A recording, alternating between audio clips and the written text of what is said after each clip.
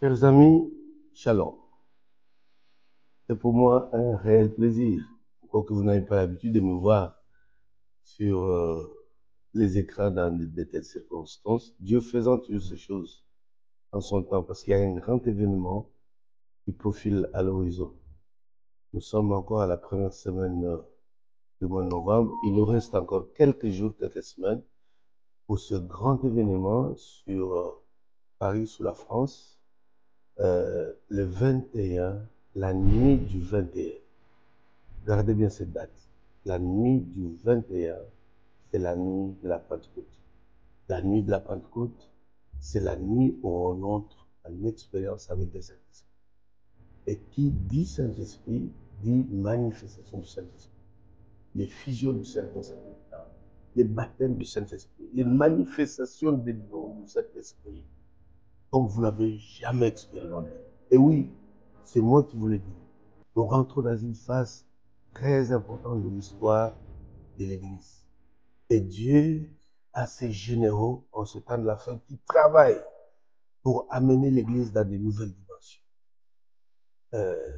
Mon frère, Archbishop Albert Cantreza, mon amour, sera votre serviteur au cours de cette nuit. Il sera un point de contact entre le ciel et vous. Dieu va passer par un homme pour libérer une grande action du Saint-Esprit comme jamais. Je vous prie, serviteurs, servants de Dieu, attention, il ne faut pas rêver. Il y a un temps où Dieu envoie un ange à Gédéon. Et ces deux-là, de la parole et de l'esprit, vont s'accorder ensemble pour notre bien, pour ton bien.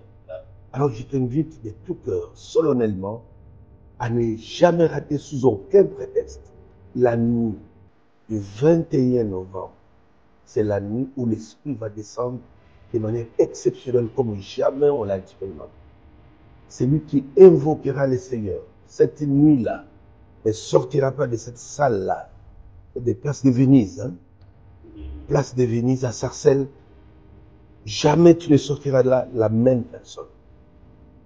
Parce qu'il y a des hommes et des femmes qui sont sous la brèche, qui prient, qui cherchent la face de Dieu, pour que Dieu descende.